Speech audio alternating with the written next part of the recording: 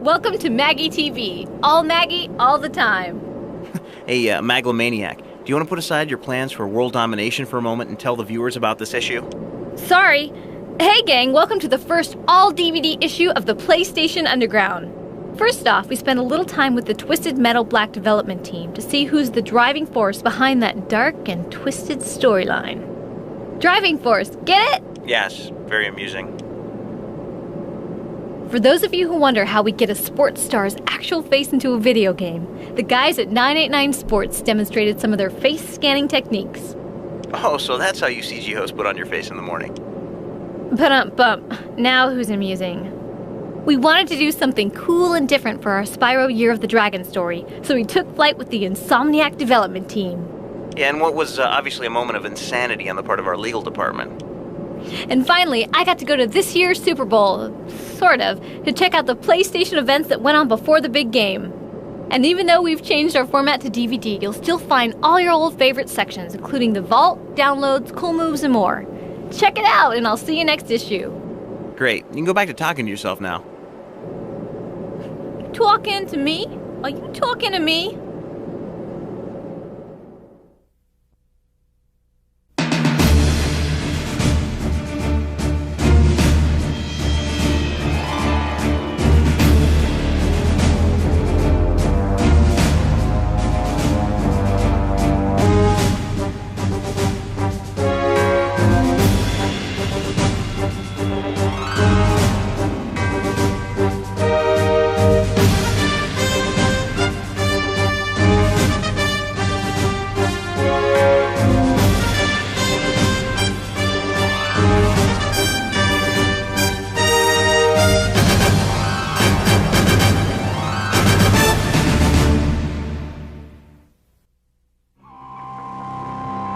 Midway Games.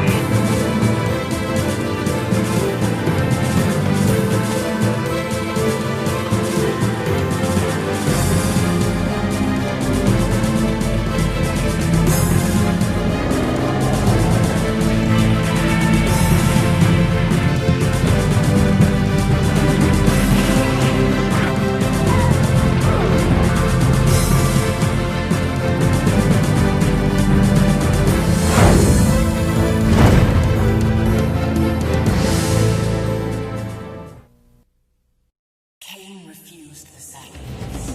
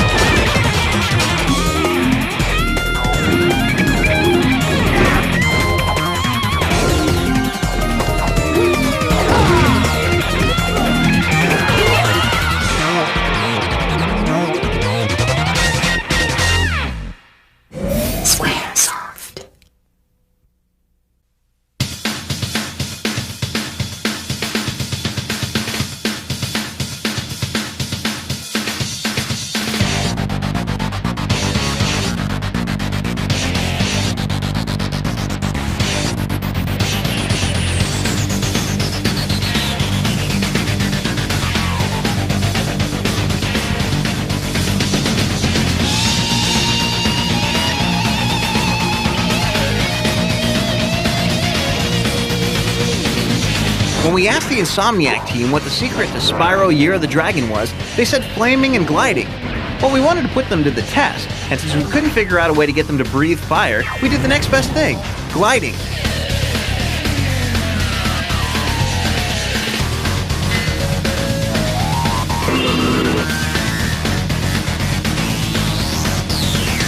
Do you play Spyro like how you flew today?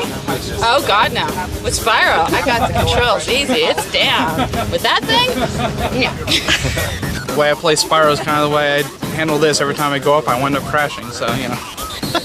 Yeah, you know, when you're looking at it from the other side of the TV, it looks so easy, but I think I'm about to find out that it's a little bit more exciting.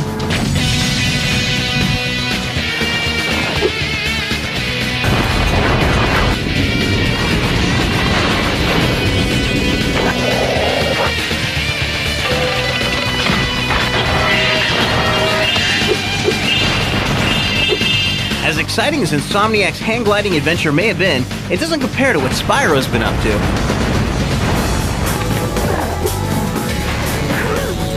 In Year of the Dragon, Spyro has returned from Avalar where he beat Ripto. Unfortunately, the dragons discovered that the eggs have been stolen, and they've been stolen by a sorceress who happens to live on the other side of the Dragon Worlds in an area called the Forgotten Worlds. This time we kind of find out that, you know, why he's alone and he's the only young dragon is that all the other dragons haven't hatched yet. So you spend, you know, the next week of your life trying to rescue baby dragon eggs. And then with the magic of the baby dragon eggs, Spyro will be able to overthrow the queen along with his friends, the playable characters. And this time, joining Spyro in his high-flying adventure are 6 new playable characters. You have Bentley the Yeti, Sheila the Kangaroo, Sergeant Bird, the Flying Penguin with rocket launchers, and Agent 9, the space-age monkey. And then you also get to play Sparks, which has never been a feature before. So I like Sparks a lot, and it's kind of a throwback to retro gaming. It's top-down, it's fast-paced action. Probably my favorite character of all the new characters would be Sergeant Bird. There's just something really fun about flying, getting up really high, and just launching a volley of rockets at a target.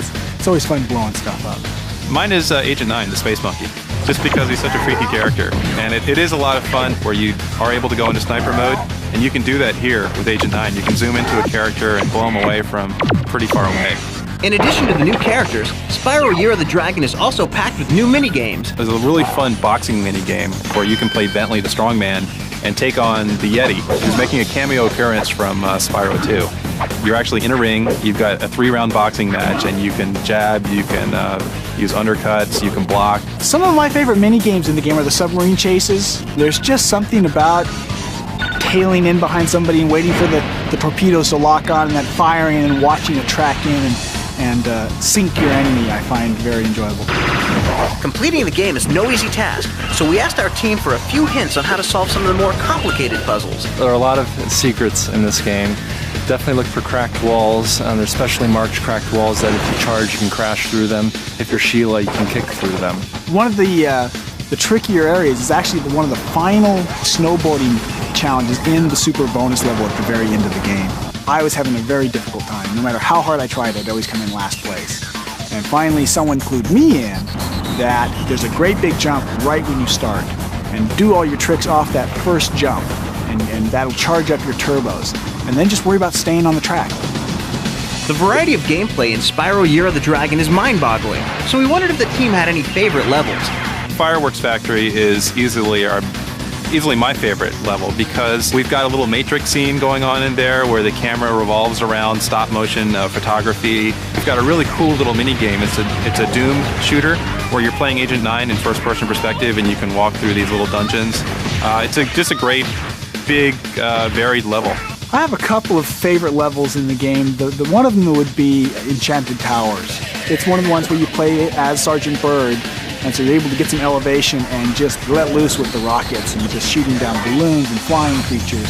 So I found that pushing the artistic envelope, pushing the engine, and allowing us to do something really gorgeous. It would definitely be hard to top Year of the Dragon, but we wanted to know if there would be a 4th Spyro game from the Insomniac team. Spyro was originally intended as a trilogy, and it was our goal to make the final chapter the most exciting. And I think we've really done that. I'd say that hang gliding was a really appropriate way to end because for me, it was really exciting.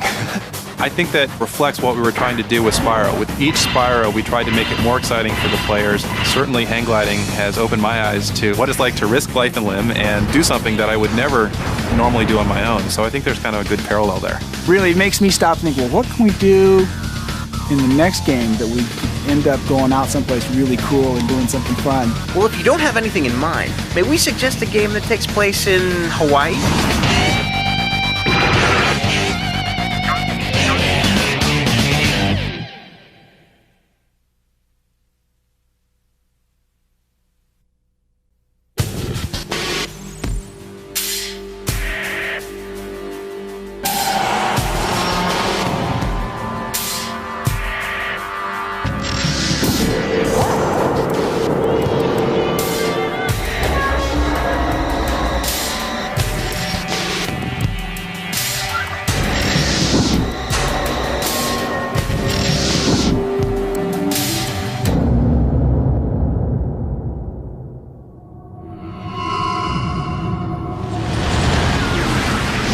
Fans of Twisted Metal know that the series set the standard for car combat games. Recently, Sony Computer Entertainment convinced the creator of the series, Dave Jaffe, to design a new, darker, more intense version of the game for the PlayStation 2. The result? Twisted Metal Black. The series began as a design idea that me and another designer, Mike Yam, had back in '93 or '94. And from there, I jumped on the project with a developer who at the time was called Single Track in Utah. And I was the lead designer and director of that title and the sequel, Twisted Metal 2.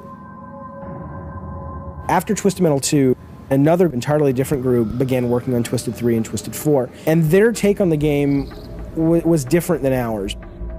Most people felt that the third and fourth installments of Twisted Metal did not live up to its predecessors. From what we've seen so far, what's going to separate Twisted Metal Black from the rest of the pack is its storyline. Think Silence of the Lambs meets Seven. The characters are not only more developed, but decidedly more twisted than ever before. Twisted Metal Black basically takes place in an asylum called Blackfield Asylum. And in that location, you've got 14 characters that are there for various reasons. Some are there because they've murdered other characters, some are there because they're simply psychotic, and others are there for entirely mysterious reasons that you don't really know until you play that character and sort of discover their backstory and their history.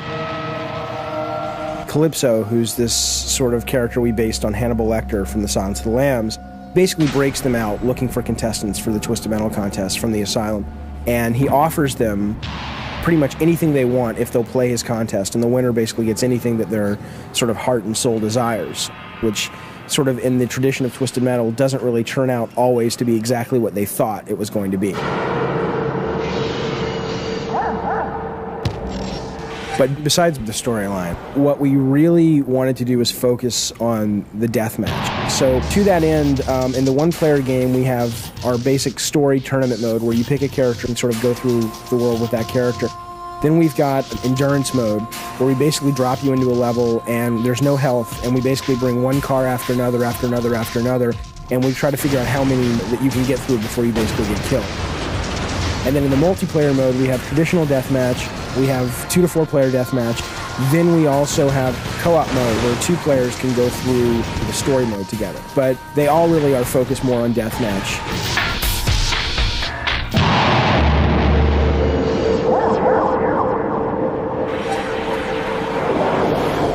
Thought the Twisted Metal games had a cool look and feel? You've not seen anything yet. With the technology of PlayStation 2 at their demented disposal, the team was able to create whatever its collective imagination desired. As we started to look at some of the specs on the PlayStation 2, we began to realize that we could actually create a game that fulfilled all of the fantasies we had had back in '93 when we first came up with the idea of a Twisted Metal game.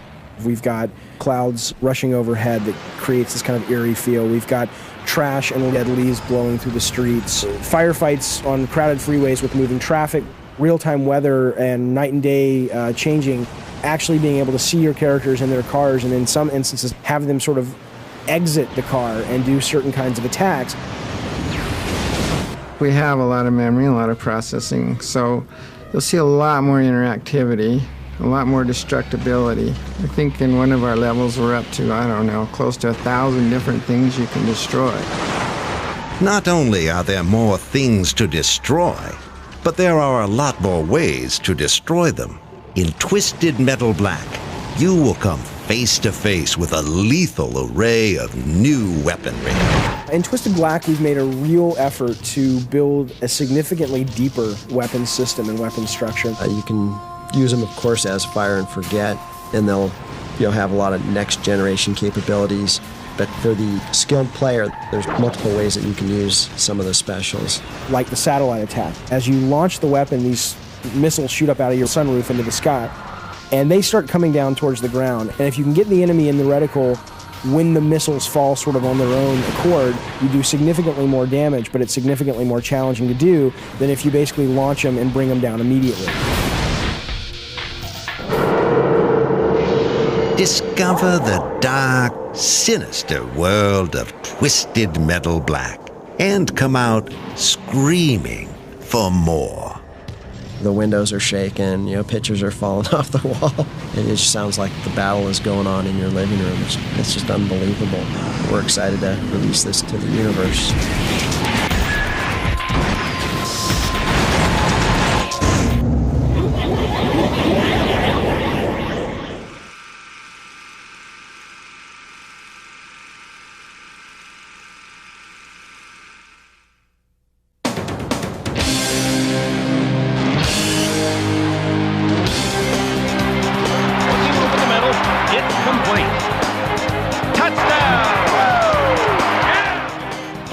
I'm in Tampa, Florida, and I got the cush job of covering the Super Bowl. In a few days, this stadium will be pushing maximum density with over 71,000 fans. My first stop was the NFL Experience, a huge event put on in the stadium parking lot that combined games, food, and a chance to test your gridiron skills. Go, go, go, go, go!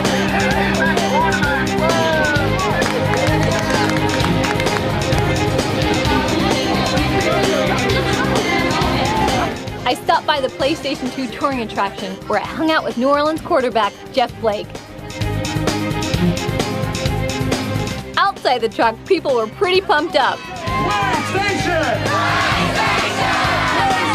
While checking out all the games on the truck, I kept one eye open for my suspiciously absent producer. I want to make sure we hook up because I'm going to the Super Bowl. All right, this is Ebor's famed Cuban club where PlayStation has set up the game before the game, where players from opposing Super Bowl teams face off in a quick cyber version of the event on NFL Game Day 2001.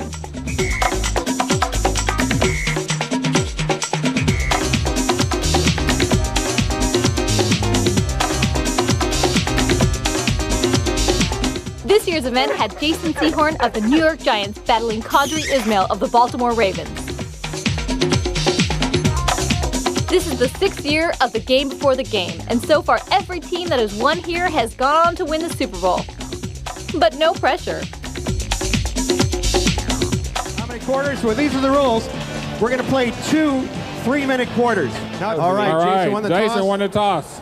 He chooses to receive. He wants the ball. So let's go ahead and let's play game before the game. By now, you people at home already know the outcome, but we thought we'd show you Ismail laying the smack down on Sehorn anyway. You've been on the fake. That's imaginary spike, okay?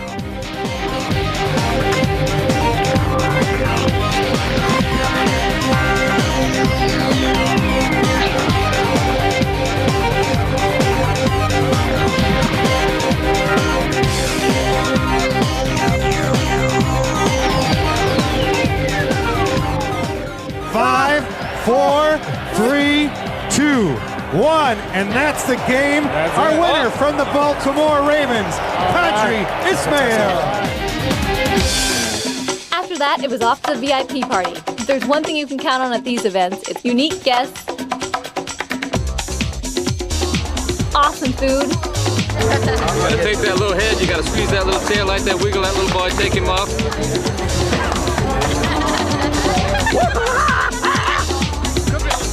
And lots of PlayStation games.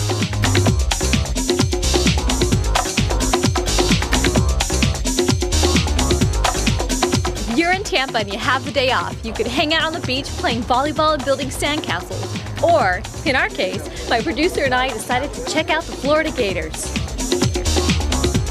When you're in Florida and you're looking for gators, the aptly named Gatorland is the place to hang. Through those jaws lie some of the biggest gators you'll ever see.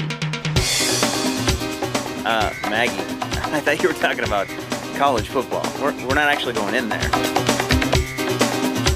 Come on, chicken boy.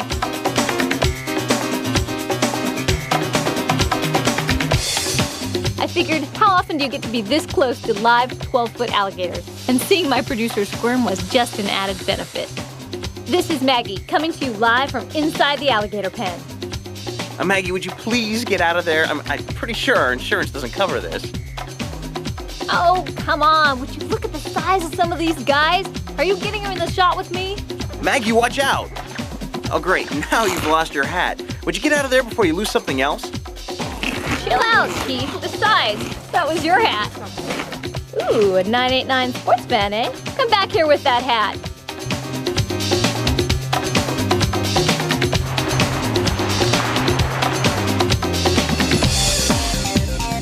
On Saturday, it was back to the Cuban Club for the Locker Room Challenge, where NFL players were battling it out on PlayStation 2. Go, big move, Tony! They're on the board. Touchdown! Fans had a chance to grab autographs from their favorite football greats.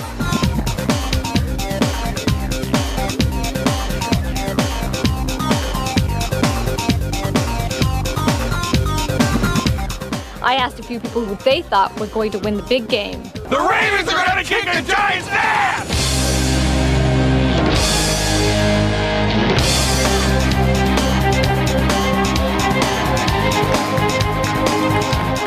So wait a minute. You're telling me I don't have tickets to the Super Bowl? Now, I never said I was getting you into the game. I said you were going to Tampa, not the Super Bowl.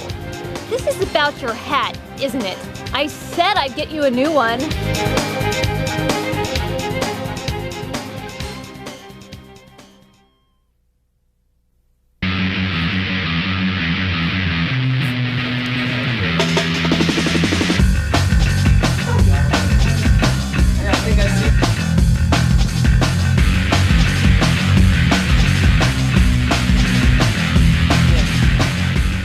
PlayStation 2 has brought about incredible advances in video game technology. Along with these advances come new challenges. Game makers are finding new and different ways of tapping into the hidden powers of the PlayStation 2 graphics engine. When working on Cool Borders 2001, Sony Computer Entertainment decided to scan the faces of professional riders directly into the game. The result? The most realistic pro riders of any snowboarding game. For the face scanning part of Cool Borders, we did about 8 professional riders. We did Bear Christie, Todd Richards, Kevin Jones, and several others. And then we did about 13 people that were non-riders, just to have a good variety of heads for the game.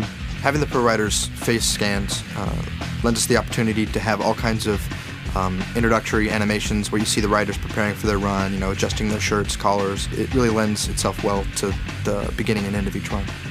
For those of you who are not familiar with this amazing technology, we asked the team to show us how they go about scanning someone's face.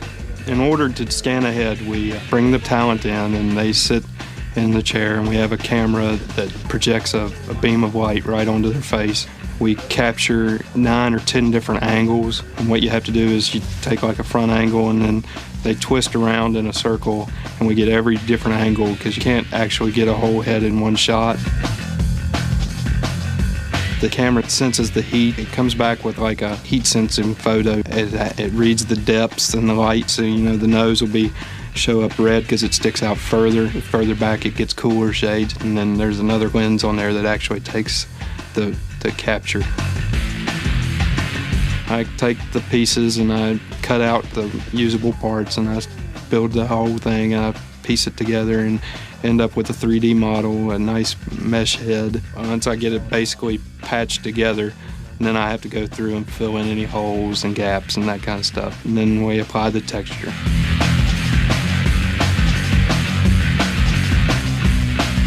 The realism definitely blew us away, but we wanted to know what some of the real snowboarders thought about their character's likeness.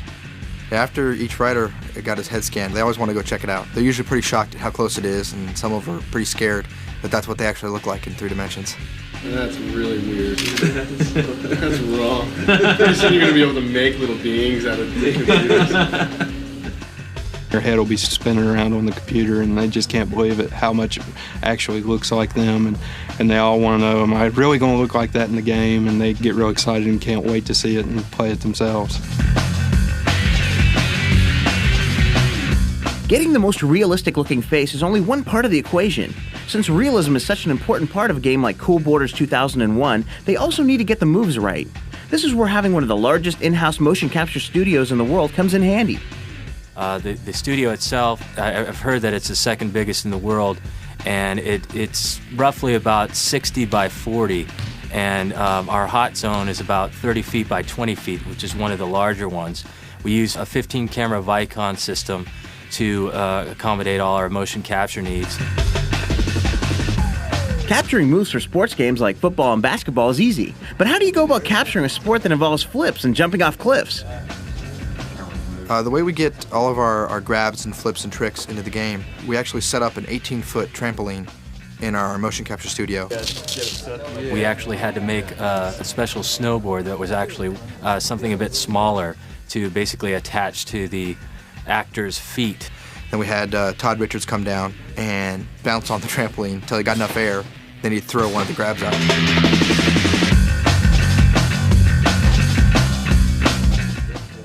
And then after we get all that data, we remove the vertical data so that it just looks like he's grabbing, and then we can position him in the world with our physics. Well, from what we've seen, Sony Computer Entertainment is pushing the envelope of the technology, and we can't wait to see what comes next. Cool Borders is actually the first game that we've tried to use this technology in. It's all brand new to us here, and everybody's still learning what we can do with it. We're not only doing heads, we're going to start trying to do arms and hands and objects themselves, you know, like footballs or baseballs even, and to try to get the most realistic looking stuff out of this system. And there's other things coming in, and there's going to be facial motion capture, so we can actually mark up a face and then we can capture that person talking, and then you'll get their real facial expressions and their real phrases, and there's a lot of exciting stuff going on, and we're still learning here what exactly we can do with all of it. Yeah, I know all the other riders in the game, and they're people I ride with all the time, so it'll be fun to challenge me against Todd or Tara and see what happens, because I think we can all do a lot more in the video game than we can in real life.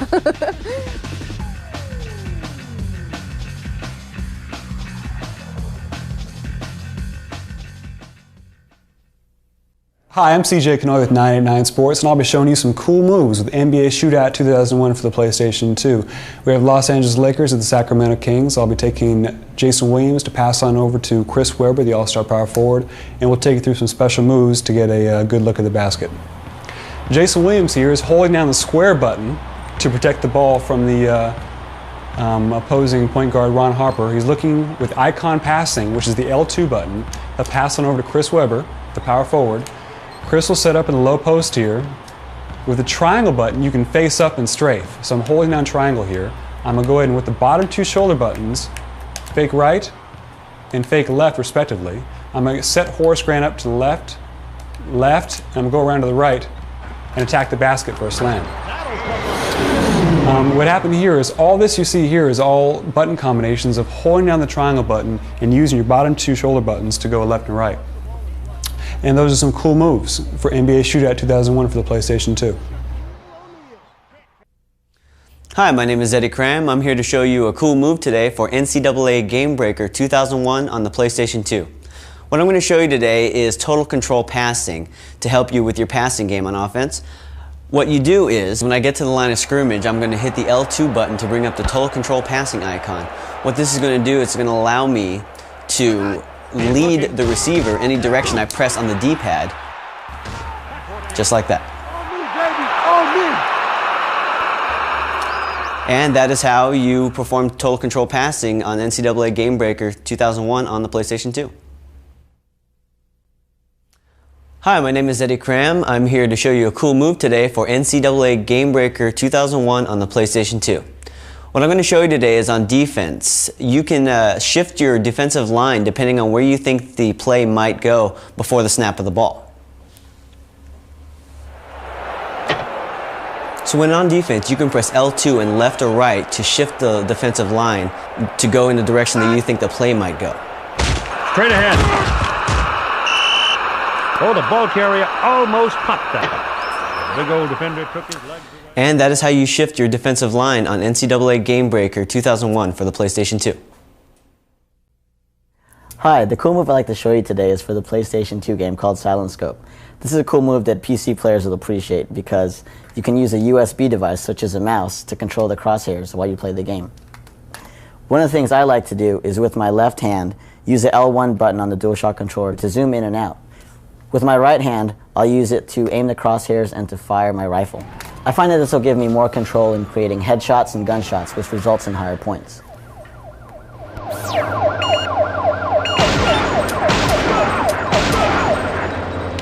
Take him out and save the president's daughter. Over.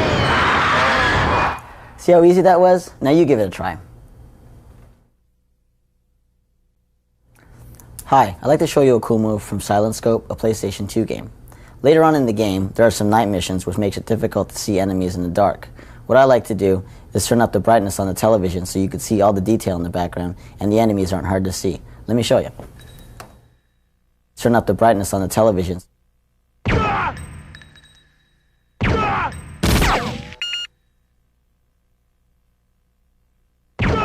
Destroy the main power supply box to confuse the enemies. See how easy that was? Now you give it a try. Hi, I have a cool move for SSX for the PlayStation 2. Now at the beginning of the Tokyo Megaplex stage, there's a fan that blows your racer up to the next part of the stage. Now the camera angle may try to fool you, but you do actually have full control of your character during this airtime. Now you can use this airtime to really rack up a really high score that you wouldn't be able to do otherwise.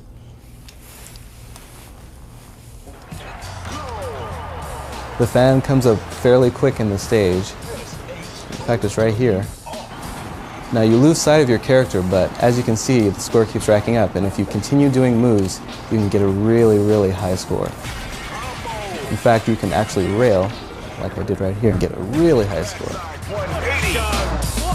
Checkpoint. And that's pretty much it. Give it a try. I know you'll get a great score.